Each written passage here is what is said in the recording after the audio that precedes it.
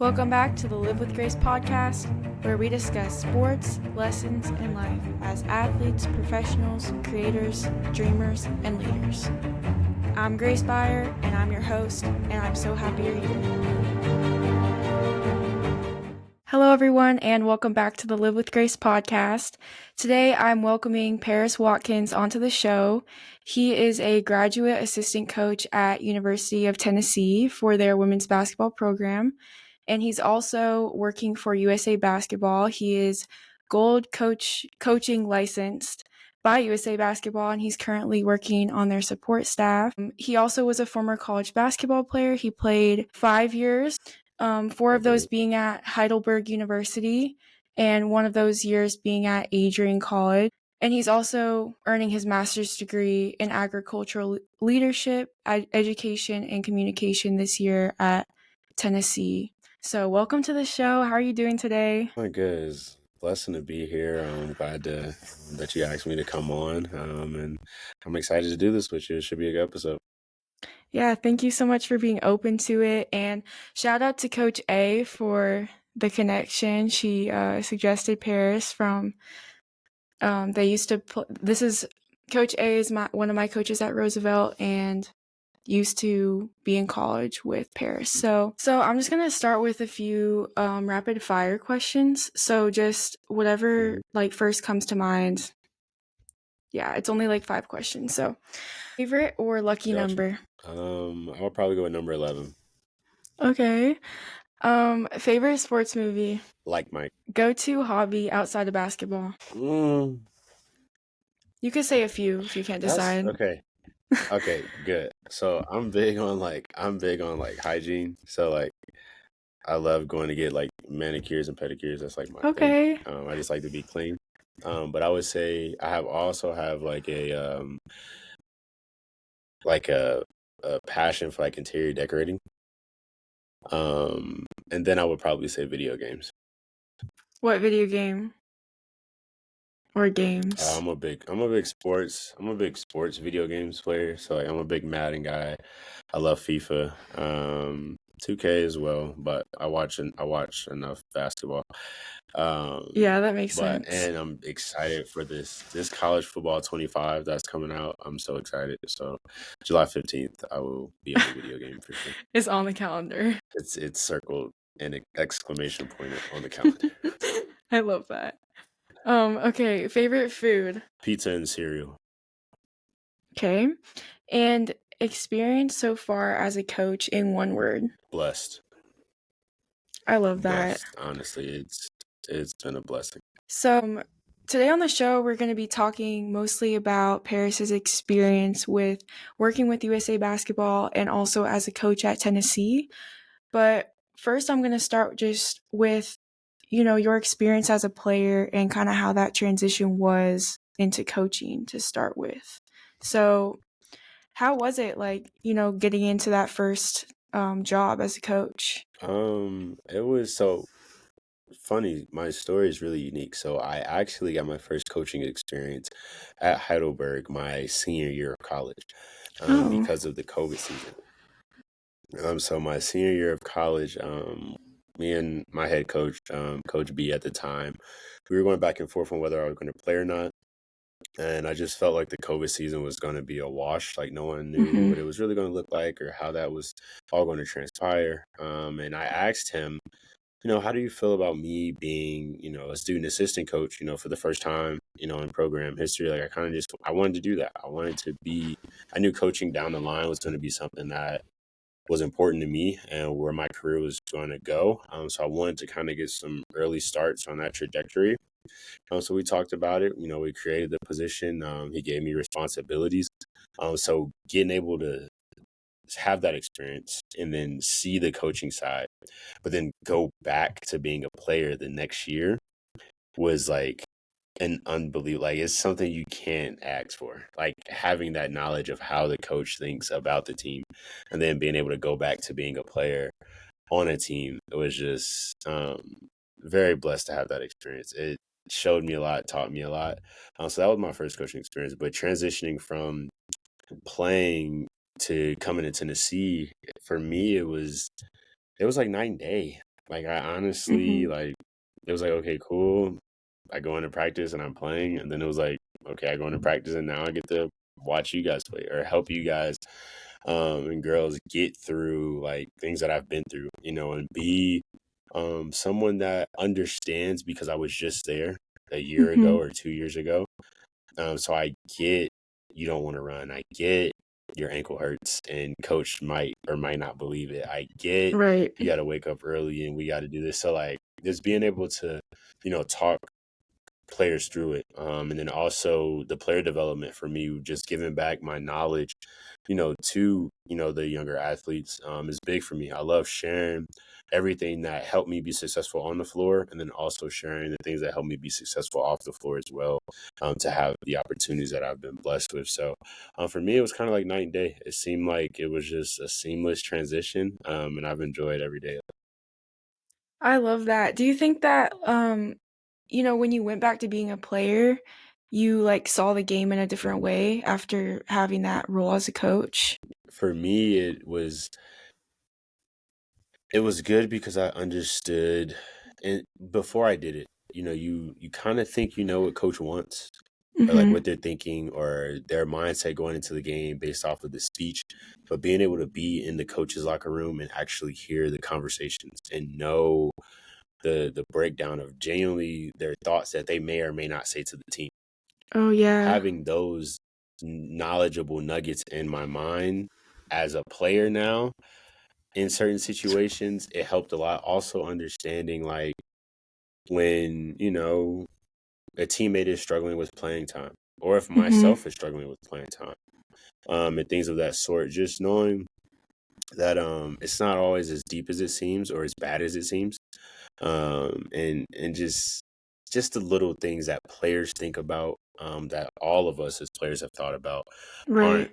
necessarily as big as we make them seem in the moment, was kind of the biggest thing that I would say I took away from that experience. How, like, do you think a lot of it was learning how to not take things as personally because you saw, like, kinda where the coach was coming from? Like, I feel like as a player, things are hard because people take them too personal, and it's really just so much of college basketball or basketball in general is business. Yeah. I think that was a part of it. And I also think it was a part of just, maturing and realizing like everything's not about you or Right. everything's not about your teammate. Mhm. Or just understanding that, your coach also has their own life that they may just be having a bad day. Right. That's You a know what I big mean? one. So Yeah. it was, yeah.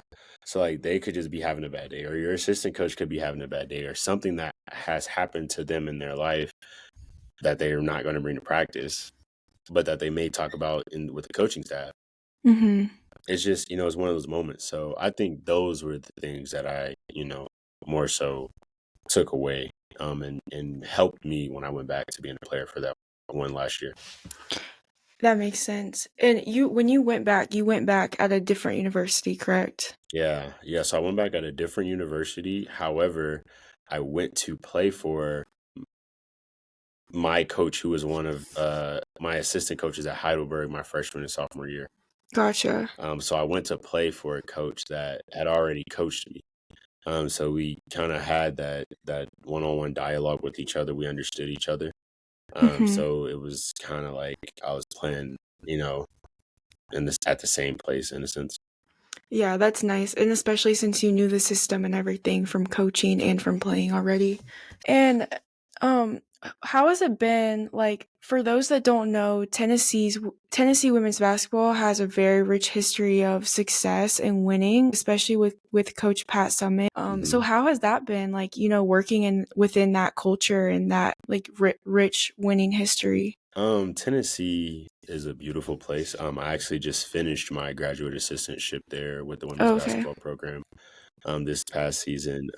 But the rich history of Pat Summit, the rich history of the University of Tennessee itself, and the Lady Vol brand, it's all through and through the campus. It's all through and through athletics, Mhm. and it's respected. And it was a blessing to be offered the opportunity to be a part of that program. I grew up in my household understanding who Pat Summitt was and what she's done for not only women's basketball, but basketball as a whole, Right. and just our community, our world. So being able to have my name like always etched in history there, is just is it's a huge blessing to me. Like, and I don't underappreciate or take it for granted any day of my life. Like, I adore the University of Tennessee. I had a great time while I was there, and the people that I got to work with, and work under and learn from, and just the community and family environment that is Tennessee, but that also is Lady Vols basketball, will never be forgotten, in my story. And, it was the place that I helped get my first pro, to the WNBA.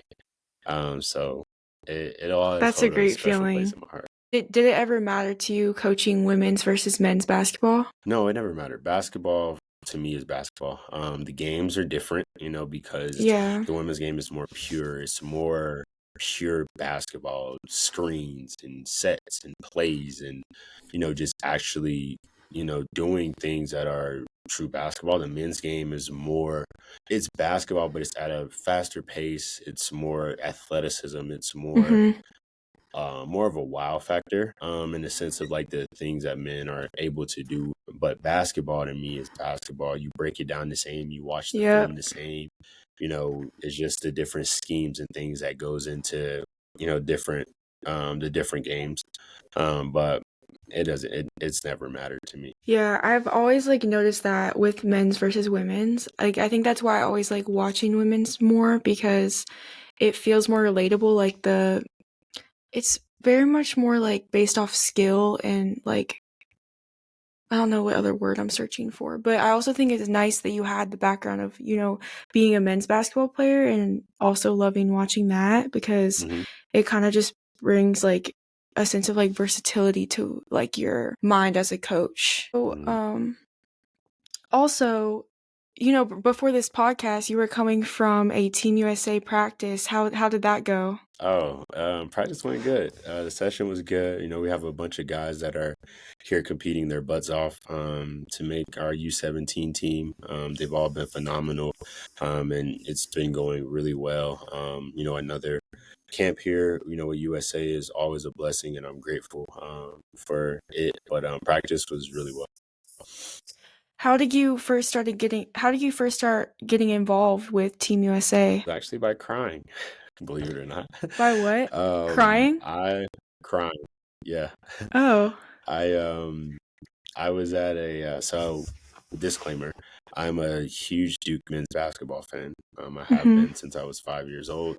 And Coach K's last coaching game that he coached for Duke was at the Final Four in New Orleans.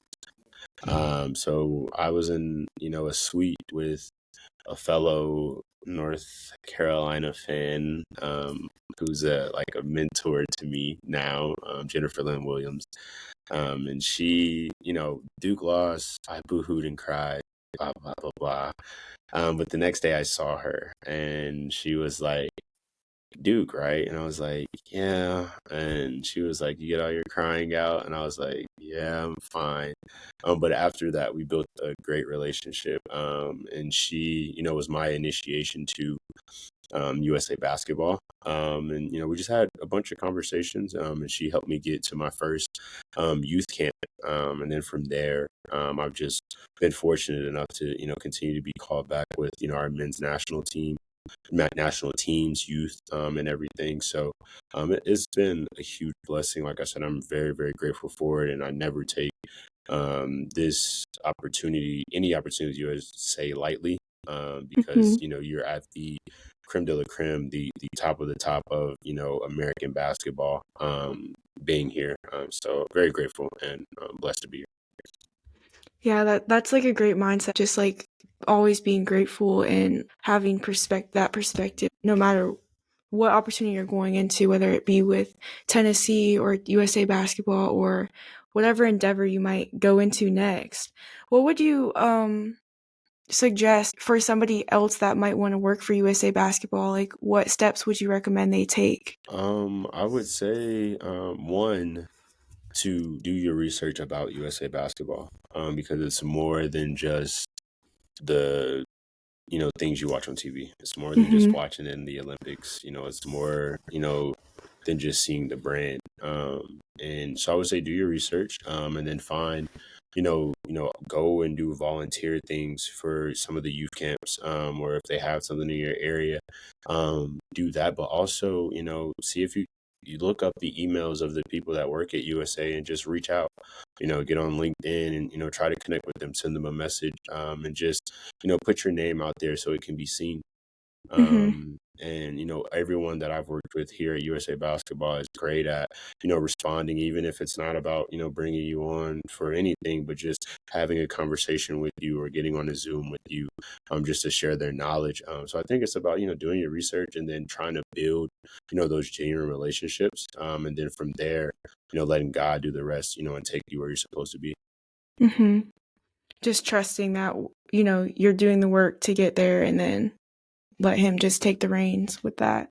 And how has like Absolutely. your experience with USA Basketball translated to your, first of all, your career at Tennessee and wherever you decide to coach next, but also to your life outside the court? Um, it's I don't know, it's kind of been one of my first full circle moments, I guess. Mm-hmm. I mean, I sit and think about, times when I was a little kid and I prayed. I would pray and I would pray, God, just I want to be at the highest levels of basketball. I want to coach and teach and work in the highest spaces that the world of basketball has to offer. And so far, I've done that in three of them. I've been a summer camp coach at Duke. I've been a graduate assistant coach for the Tennessee Lady Vols. Mm-hmm. It almost doesn't get any bigger than that in women's college basketball. Right. And I've also been able to be a support staff member for USA Basketball. So, is to me, it's been a full circle moment, but it's made me realize and put into perspective, just how um, much favor I have, and just that I'm doing, the right things day in and day out. I'm checking the right boxes. I'm following, the plan that, me and God have laid out. And I'm just step by step, doing the work that I can and letting God control the things that I can't. And I'm also, not letting the things that I can't do stop me from doing what I can do. Right. So for me, it's helped into the the early transition of my early career, and I just hope that I'm able to just keep continue. I'm able to continue to keep building, off of each step as I move forward. Yeah, for sure. And I didn't like plan this part out, but I know that your faith is also a very important thing to you, as it is for me.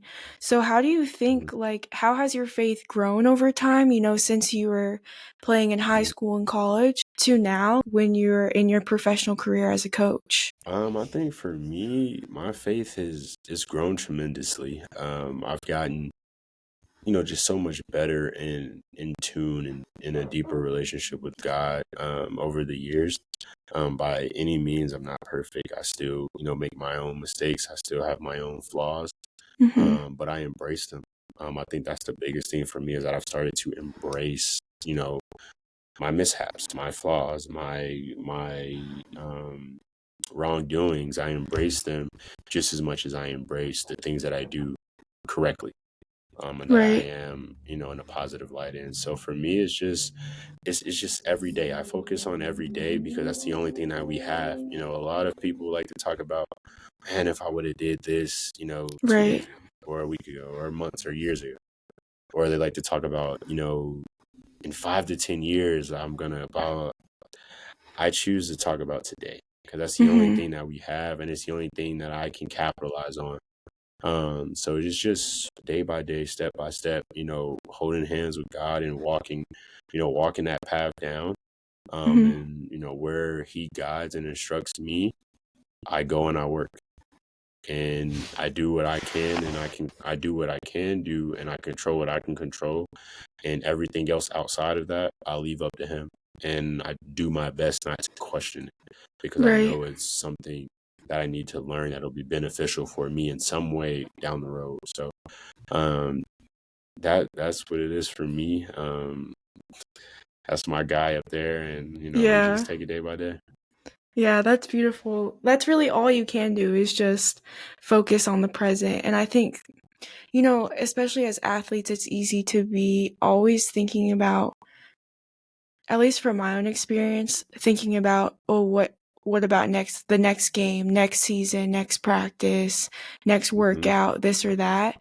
But if Absolutely, we're always like living or thinking about, I don't want this to happen like it did in the past, or I hope that I can live up to the expectations that were set for me based on the past or whatever, like that type of mindset seems to only lead to like doubt and fear and worry and all the things that God doesn't want us to live in. So, thanks for sharing that. absolutely, And no problem. I'm glad, always glad to share that. yeah, I just feel for me that I wouldn't be anywhere like near the place I am now if it wasn't for God. And I'm sure based off what you said, that's kind of the same thing for you. Um, Amen.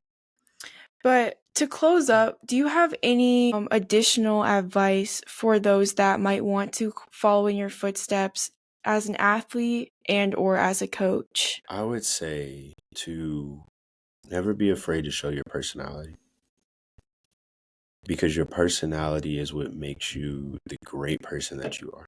Mm-hmm. It's what makes you great.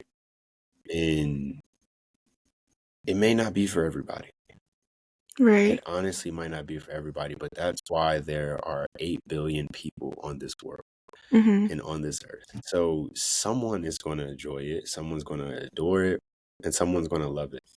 And it only takes one person. So never be afraid to show your personality. Never be afraid to be you and be proud in that. And just always know that it may get worse before it gets better, but Mm-hmm. it's never as worse as it seems. Right. And take that mentality take that mentality to work day by day by day, to practice day by day, to class day by day. And it will pay off tremendously.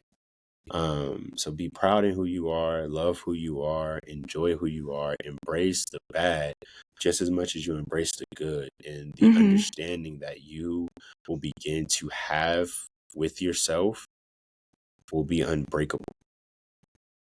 And in those moments where you have tough times and trials and tribulations, you will be able to stand strong and stand boldly with God by your side, in front and behind, to step through and overcome whatever obstacles are presented before you. So that's the advice that I would give. And all the other things that, I know we all worry about, even me now, like, am I gonna get a job? Am I gonna get an Mm-hmm. internship?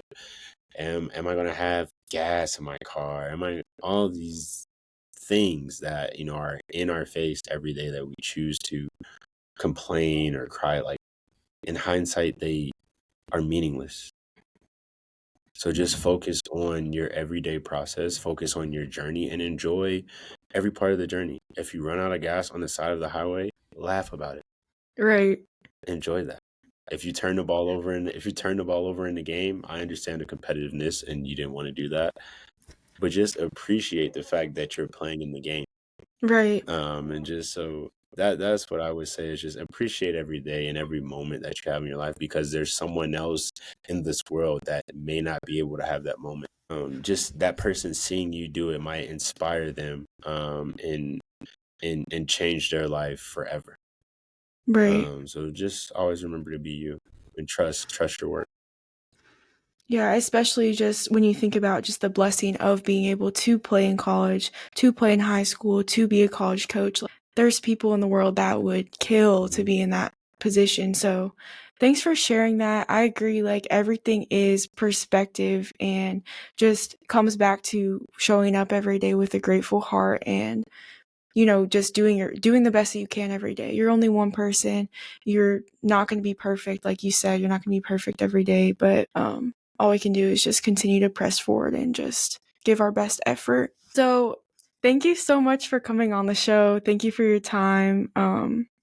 I wanted to give you a shout out on Instagram. His Instagram, you guys should all give him a follow. It's I am Paris Watkins, but it's spelled Phariz Watkins. So I'm definitely going to be tagging him in all the clips that I post of this, and also I'll put his @ in my podcast description. Is there any other social medias you wanted me to shout out or anything? Instagram's fine. If you guys want to follow me on Twitter, it's just Paris Watkins. So there you guys go. Okay, cool.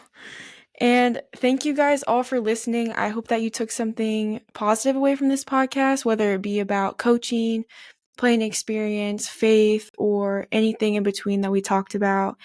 Again, thank you so much for your time and for being open to coming on the show. Thank you for having me. I'm glad to be here. And stay tuned for the next episode on the Live with Grace podcast.